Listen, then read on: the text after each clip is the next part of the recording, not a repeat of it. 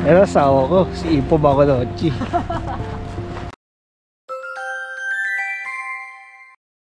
Hi guys! Welcome back! Aming channel, Maple and Stars. Ayan.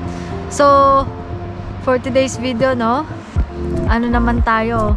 Discuss naman natin yung isa sa importanteng possible na requirement na kakailanganin nyo na in case na mag-decide kayo na mag-ibang bansa, especially kung ang pupuntahan ninyo ay yung mga English speaking country, di ba? So, walang iba kundi ang IELTS English language test. Ayan. So, actually dito sa Canada, no, kung sakaling gusto niyo pumunta ng Canada, meron silang apat na klase ng test na kino-consider, no? So, una doon, syempre, yung IELTS, isa sa mga alam na natin. So, yun. Isa yung IELTS, tapos yung iba pa is yung CELPIP, para siyang specifically for Canada. Oo, yung CELPIP. Kasi yung IELTS, guys, ang alam namin, acceptable yun sa, sa iba pang other English-speaking countries like Australia, New Zealand, US. Oo. Ito nga, yung sinasabi nila, yung CELPIP is yung stands for Canadian English Language Proficiency Index Program. So, lang siya talaga, pang Canada siya, yung CELPIP. So, ayun. So, IELTS, CELPIP, tapos meron pang dalawa, TCF at saka TEF. So, yung TCF tsaka TEF naman is for French. French speakers naman yun. Oo, French proficiency. Hindi kayo, kunyari, galing kayo sa bansa ng mga French speakers, pero hindi kayo fluent sa English, yun naman ang pwedeng nilang gamitin or parang i-prove na kaya nila mag-adapt dito sa Canada kasi nga, itong Canada is another French-speaking country. Oo, so aside from English, meron din dito French, especially do sa province ng Quebec. Yun, talagang French ang nila doon, parang bibihira lang ata yung English. Ultimo road signs, no? Na naka-French. So, alam mo yun, parang lang din, yung kung French-speaking ka, alam mo yung converse ng French, advantage siya dito no? Advantage siya sa Canada. So, kung gusto nyo mag-aral ng French, okay.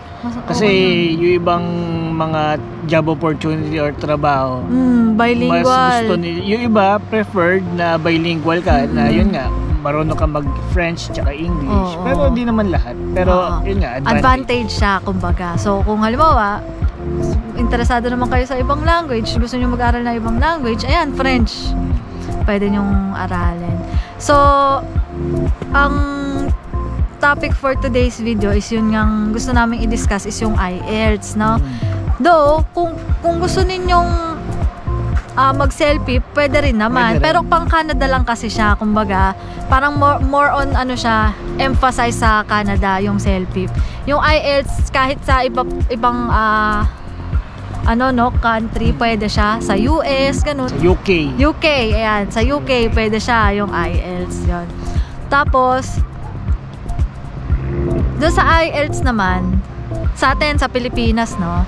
Magkano nga yung binayad natin, no? Mga nasa 9,000 plus, alam ko Ayun. So, doon sa Pilipinas, no, kung magte-take kayo ng IELTS, dalawa ang option nyo. Pwede kayong pumunta sa British Council or IDP. Ayan, medyo bitter-bitter. Personal experience namin do sa language test, no? Medyo bitter kami sa British Council kasi medyo parang hindi siya friendly para dun sa mga kukuha ng exam. Kasi siya parang yung well, based on our experience na iwan namin dun sa ibang experience. Tapos ang base sa comparison nung time na nag-exam kami, ang presyo ng British Council at nung IDP, mas mahal yung British Council. So, alam mo yun, tapos nung nag-exam kami doon sa BC, yung listening. Yung listening exam, nandun kami sa isang malaking room. Parang auditorium. Auditorium. Tapos, naka-speaker lang yung yung dinidiscuss. Yung exam, syempre makikinig ka through the speaker. Paano kung malayo ka sa speaker? Malakas naman siya. Pero pero nung napag-alaman namin na yung IDP, meron kayong sariling headphones.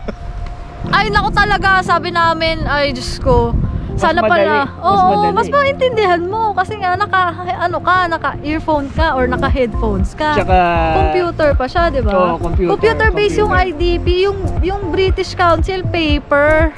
Nung time namin pero hindi ko sure kung meron bang option ng computer or paper doon sa British Council nung nag-take tayo. Kasi kung may computer, kukunin natin computer syempre. I don't think nung time namin meron siyang option, pero I don't think it's a very long time din naman kasi 1 year pa lang. Parang 1 year kami apart dito. lang yun. So it's like take kami ng siguro mga 2 or almost 3. Almost 3 years ago, ganun yung sistema. So ang suggestion namin, I don't know dun sa iba, sa experiences pero parang, iba. Based on our experience, IDP kayo, mag-IDP kayo. No hate sa BC, no? Pero, pati rin yung mga staff ba nila, yung masusungit? Masusungit yung mga staff nila dun sa BC talaga, I swear. Ay, nako. Pero doon sa IDP, mas madali siya para sa amin. Kasi yun nga, computerized. Tapos kasi sa listening, yun nga, naka-headphones ka.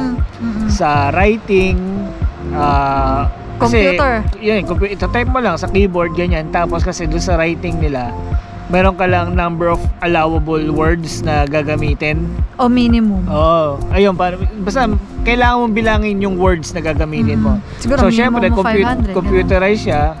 Habang nagta-type ka per word, nare-record kung ilang word na yung nalalagay mo. Unlike dun sa na-experience namin sa British Council na paper, di ko na mabilang. Syempre, kung pa nagsusulat ka, di babalik ka pa. Bibilangin mo word by word. Sayang sa oras. Kasi yun nga, time limited din yung exam.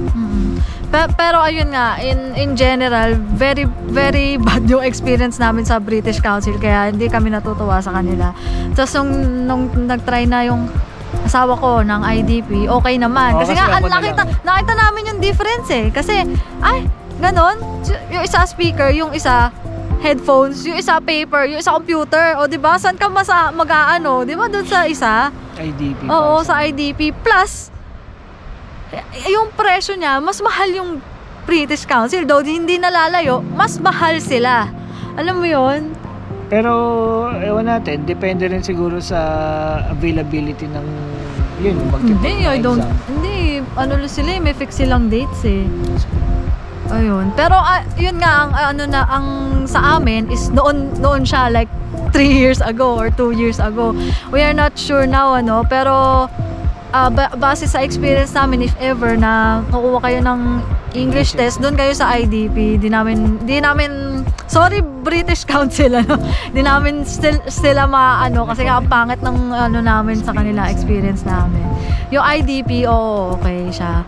Ayan. And just na lang, punta na lang kayo sa website nila kung ano yung mga available na schedule or dates na nagkakandak sila ng exam. Iba-iba naman yan, iba-ibang lugar, di ba? Hindi lang naman sa Manila. Parang meron pa ata sila sa Cebu. Oo, meron din sila sa ibang province. Yung CELPIP, ayun, medyo hindi nga namin siya advisable kasi lang siya, sa Canada lang. Meron din sila sa Philippines. Meron din sila sa ibang province. So, alam niyo yun, pwede nyo i-check yung website nila. So, alam mo yun, yung mga English test is Hindi siya mura. Hindi siya mura. Mahal siya. Kailangan nyo siyang, alam mo yun, paghandaan. Kung kaya nyo taasan yung score, mas maganda. Tsaka, yun nga, do your research muna. Kasi, kagaya ko, naka-2 exam ako ng IELTS. Yung pala, hindi naman pala siya required sa akin. Kasi sa job experience niya. na. Kasi yung trabaho ko is considered as skilled siya. So, hindi ko na kailangan ng language exam. So, nagsayang lang ako technically ng pera. Kaya do your research dun sa kung yun nga pasok sa trabaho nyo yung IELTS tsaka yung target na score ng IELTS kasi per trabaho, per province may kanya or per pathway may kanya-kanyang target na score yan nung English exam. Kaya yun, magandaan. Yung IELTS exam, like yun, yung IELTS, compromises siya ng speaking, Listening, reading, tsaka writing.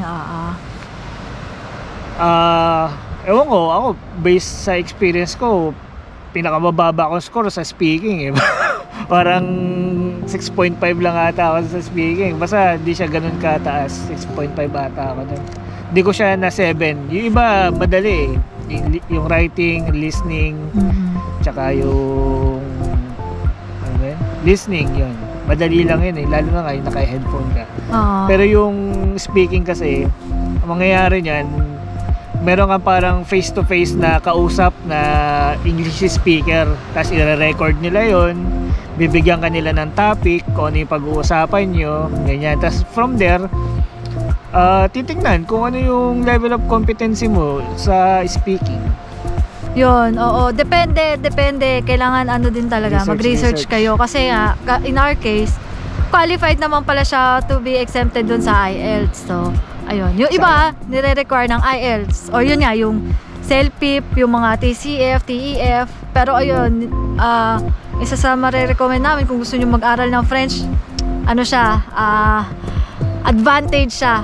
We're telling you now, advantage talaga siya. Kasi sa mga trabaho nga, nakikita namin na gano'n, naghanap din sila ng French speaking na ano. Bilingual. Oo, bilingual na mga mag-a-apply, gano'n. So, dun sa ano, IELTS, ayun, so dun sa IELTS, no, di ba, kung ano, medyo nag-search na kayo about sa IELTS, na di-divide siya into 2 categories. Isang academic, tas isang GT, yung tinatawag nilang general training. So, yung general training is para yun sa mga pagmamigrate, kagaya namin, or yung mga magtatrabaho, ganyan. For immigration purposes siya.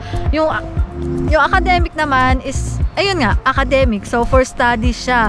Let's say, siguro dun papasok yung mga nag-a-apply as student visa. Kailangan nyo ng IELTS pero academic yung take nyong test. Ayun siya. Pero in our case, ayun, general training yung kinuha namin. Now, check. Kaya, yun, depende yun. Baka mamaya, yun, do your research nga. Research. Kung for migrating purposes or work permit pala ang pathway nyo, baka mamaya magkamali kayo, academic yung ma-book yung appointment ng exam.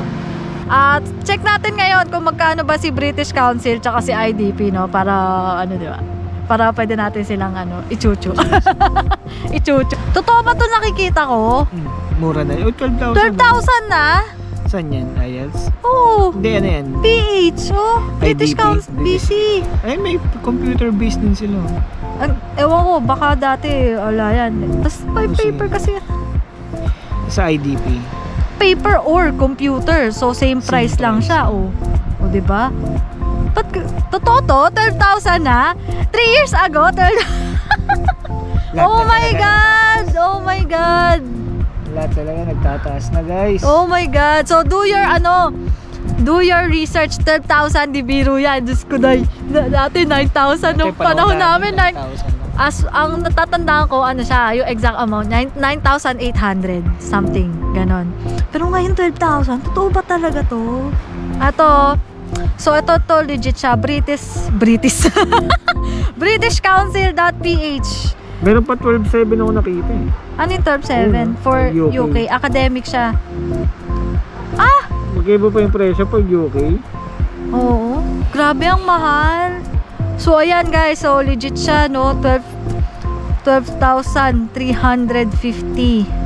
Yung academic, tsaka yung GT. Oh my gulay. Ang mahal. So, oh my. Anyway, so yun yung sa British Council. Like we said, hindi namin siya masyadong ma-recommend kasi nga ang pangit nga ng experience namin, but we don't know. Siyempre noon pa yon. Oo, alam mo yon, giving the benefit of the doubt, di ba? Baka naman sabihin natin, naaway natin yung British Council. Check natin yung IDP kung magkano. IDP.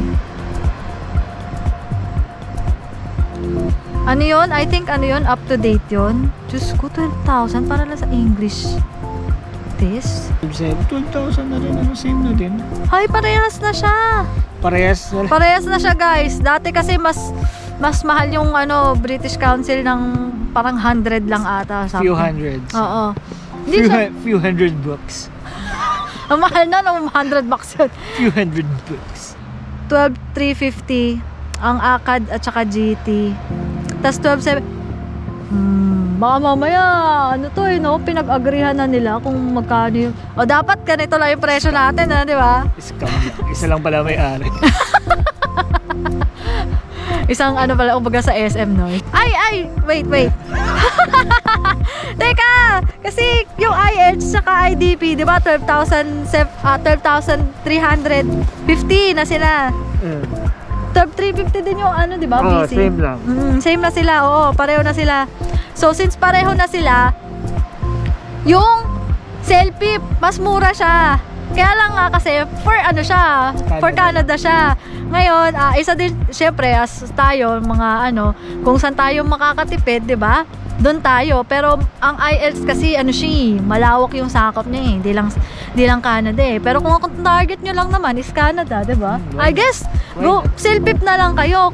Lalo na kung medyo, ano kayo, medyo... Tight ang budget. Oo, tight or ino-observe nyo yung budget ninyo. Self-pip na lang. Kasi ito, pero sabi, ano daw eh, plus tax. Naku, para ka na nasa Canada. Oo. Plus tax. Kasi dito sa Canada, hindi pa nila sinasama yung tax eh. Kung halimbawa, nakikita mo sa poster nila, $8.99. Tapos pag plus tax na, mga nasa $9.50 na pala yung babayaran mo. Ganon. Anyway, ayan o, ang self-pip, general test is $235 Canadian dollars plus taxes where applicable. So, kung applicable pa yung taxes nun. Then, kinompute ko siya yung 235. Nasa 9,600 siya. Pero yan, kung 9,600. pagka may tax na yan, baka mamaya, ganun din pala yan. Pinagloloko lang tayo. No, nakalagay yun. Ito, meron silang upcoming exam sa Ateneo de Manila University, November 4. Sa Erneo, November 4. Pero ang presyo niya, ayan, price is 235. Tapos yung susunod, ayan, sa Magsaysay, November 9, Magsaysay. If ever ang target nyo ay Canada, at medyo ano kayo sa budget, selfie. Explore nyo yung selfie. Tingnan nyo na yung selfie. Kung gusto nyo pa ng ano, parang bang magkaroon pa kayo ng edge, mag-take kayo ng French. Yan. And then, kung hindi naman Canada ang target nyo, let's say sa US or UK, IELTS.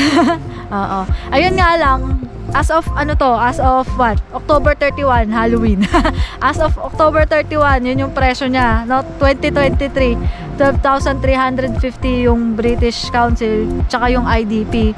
Mapa-academic man yan or mapa-general training. Tapos for categories lang din naman yun, no? Reading, listening, writing, speaking. So yun lang naman siya. Yung apat na yun. At saka yung test na yun, whole day na yun, no? Lahat yun ita-take mo, oo. Sa isang, hindi na siya puputol-putol. Kumbaga, isang upuan na yung apat na categories na i-exam mo. Ayan. Pero, then again, para sa amin, based sa, siyempre, depende rin naman yan. Kami, nung before kami mag-IELTS exam, hindi na kami nag-enroll sa mga review center eh. Nag-YouTube na lang kami, tsaka internet, yan, research. Oo. Kasi may mga, parang mga free ka naman na makikita ng mga materials to practice with. Oo, may mga materials online na pwede kayong mag-practice ng exam ninyo. Pero kung feeling mo, kumbaga, pakiramdam mo, you did well during the exam, tapos kumbaga, yung nag-grade sa'yo, parang medyo sumablay or hindi ka comfortable dun sa grade sa'yo, pwede kang mag-request ng review dun. Papa-review mo. Oo, kung parang i-revisit kung tama ba yung naging grading sa'yo. Pwedeng tumaas yung exam, yung result nung grade mo. Ganon, pwedeng hindi. Ganon din kasi yung ginawa nung friend ko, yung ginawa niya, kumbaga nag-reconsider siya na i-double check yung Pwede naman yun. Option yun. Oo, pero I think may bayad din yun. May bayad din. Lahat na lang, no? Diyos ko. Anyway. Money. So, ayun lang naman guys. Hopefully, nakatulong tong video, no? Kasi isa din siya sa requirement. Then again, check nyo na lang din kung ano ba yung ina-applyan nyo. Baka mamaya exempted kayo sa IELTS. So, kasi, ayun nga. Research is the key. Oo, ayun nga, kagaya niyan. Ngayon lang namin nakita na 12,000 na pala siya. Panahon namin, 9,800 pa siya dati. Grabe, di ba? Grabe yung difference. Ang laki. Anyway, good luck sa inyong mga application, sa mga nagpaplanong pumunta dito sa Canada. Or yung mga gustong mag-abroad, ayan, hindi lang sa Canada. Ayan, do your research. Magpagandaan, mag-research, and good luck. Siyempre, pagdasal nyo, importante. Oo. Tsaka ipon kayong pera, medyo kasi kasama talaga yung pera sa basehan, alam mo yun. Hindi siya maaalis sa equation. So ayun, ipon kayong pera kung kaya ninyo. Pagtyagaan, kaya natin yan. Kami nga kinaya kahit paano. Oo, correct. Kahit sobrang hirap. Ayun na naman, ang hina na naman. Ang hina na naman. Anyway. So yun lang guys, hopefully makatulong tong video na to. So yun lang, ang lamig na ngayon, Diyos ko, nag-snow na. Fall pa lang siya, pero nag-snow na. Breezy. Wala ganda lang. Ayun guys, see you guys on our next video. Be sure to like and subscribe. Bye!